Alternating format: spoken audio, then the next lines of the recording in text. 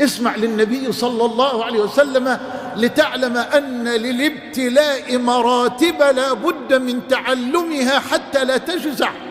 إن للابتلاء مراتب لا بد من تعلمها حتى لا نفزع ونجزع. أول مرتبة من مراتب الابتلاء التمحيص.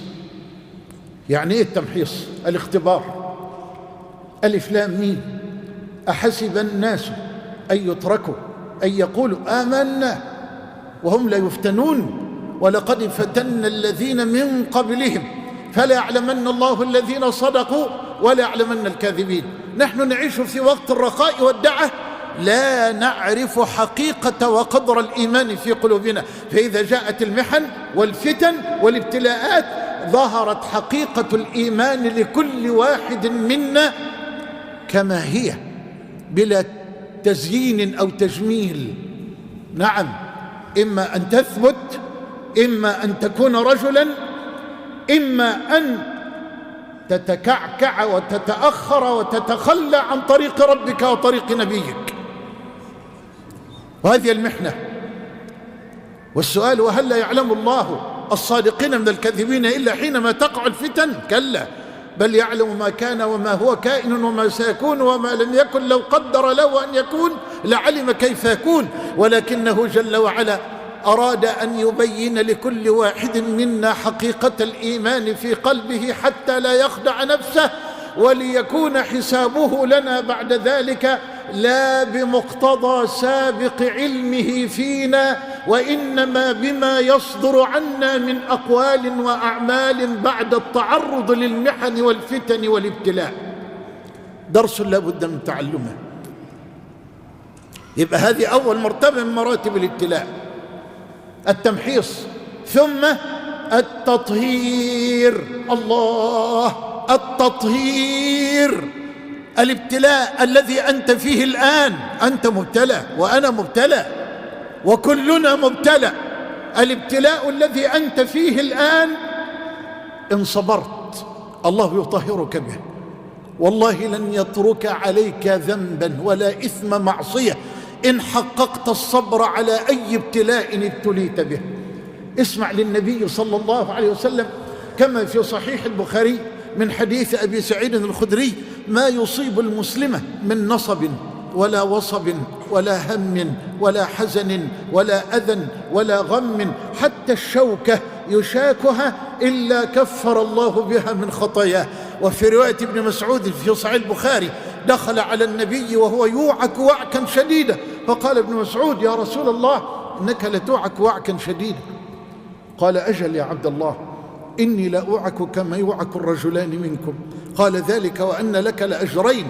قال: أجل، ما من مسلم يصيبه أذى شوكة فما فوقها إلا كفر الله بها من سيئاته كما تحط الشجرة ورقها. ولذلك لما سأل سعد بن أبي وقاص رسول الله سيد الناس وقال: يا رسول الله أي الناس أشد بلاء؟ الجواب: أنا كنت منتظر الكافرون، هؤلاء الناس أشد الناس بلاء، الظالمون المجرمون العصاة والمذنبون. أي الناس أشد بلاء؟ قال: الأنبياء، حتى إذا استيئس الرسل يا إلهي وظنوا أنهم قد كذبوا جاءهم نصرنا فنجي من نشاء ولا يرد بأسنا عن القوم المجرمين. قال: الأنبياء، ثم الصالحون، ثم الأمثل فالأمثل. يبتلى الرجل على حسب دينه، فإن كان في دينه صلابة زيد له في البلاء، وإن كان في دينه رقة ابتلي على حسب دينه. اسمع البشرى: حتى يتركه البلاء يمشي على الأرض وليس عليه خطيئة، وليس عليه خطيئة. يبقى تمحيص ثم تطهير. طيب، محصنا وطهرنا بإذن الله، لكن البلاء لا زال موجودا. هناك درجة أخرى جميلة عظيمة اصبر عليها، فأنا وأنت في أمس الحاجة إليها، ألا وهي رفع الدرجة عند ربنا جل وعلا. هل ابتلى الله نبينا ليمحصه؟ كلا. هل ابتلى الله نبينا ليطهره؟ كلا. ليغفر لك الله ما تقدم من ذنبك وما تأخر. إذا لماذا ابتلاه إلى آخر لحظة على فراش الموت؟ ليرفع درجته عنده. فمن ابتلي من أمة المصطفى فصبر على الابتلاء فطهر به، أو فمحص به فثبت، فطهر به من ذنوبه وأدرانه وعيوبه فثبت، ولا زال البلاء باقيا. فأبشر ثم أبشر، فورب الكعبة إن الله جل وعلا يريد لك مقاما عظيما ورفعة جليلة جميلة عنده سبحانه وتعالى، ربما لا تبلغها بعملك، وإنما بصبرك على الطاعة وعن المعصية وعلى البلاء. أسأل الله جل وعلا أن يرزقني وإياكم الصبر على طاعته، والصبر عن معصيته، والصبر على أقداره. وصلى الله على نبينا محمد وعلى آله وأصحابه أجمعين، والسلام عليكم ورحمة الله وبركاته.